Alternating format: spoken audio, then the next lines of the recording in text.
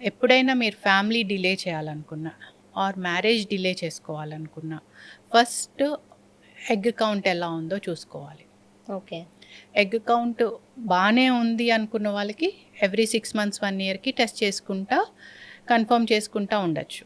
లేదు మేము ఇంకా డిలే చేస్తాము, ఎగ్ కౌంట్ ఎలా ఉందో అనుకున్న వాళ్ళకి ఎగ్ ఫ్రీజింగ్ అనే టెక్నాలజీ కూడా ఉంది. నేను నెక్స్ట్ అదే అడగబోతున్నా. అసలు Yeah. ఈ ఎగ్ ఫ్రీజింగ్ అంటే ఏంటి? దీని ప్రాసెస్ ఎలా ఉంటుంది? అసలు చాలా వరకు అంటే ఎక్కువ సెలబ్రిటీస్ దగ్గర వింటూ ఉంటాం.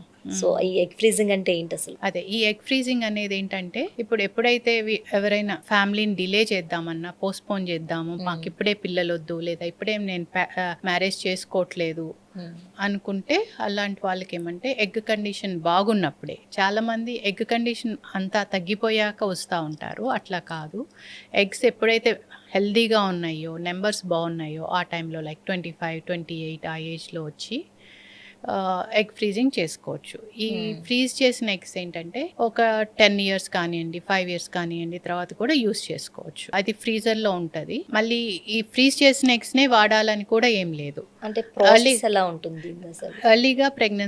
ఎర్లీగా మ్యారేజ్ చేసేసుకొని పిల్లలు పుట్టేస్తే న్యాచురల్గానే ట్రై చేయొచ్చు. పిల్లలు పుట్టకపోతే 1 ఇయర్ తర్వాత కూడా అప్పుడు యూజ్ చేసుకోవడానికి రావచ్చు. ప్రొసీజర్ అంటారా, జస్ట్ ఐవీఎఫ్కి ఎలా ప్రొసీజర్ ఉంటుందో సేమ్ ప్రొసీజర్ ఉంటుంది. కాకపోతే హస్బెండ్ లేకపోతే ఎగ్స్ ఫ్రీజ్ చేస్తాము, హస్బెండ్ ఉంటే ఎంబ్రియో కూడా ఫ్రీజ్ చేసుకోవచ్చు.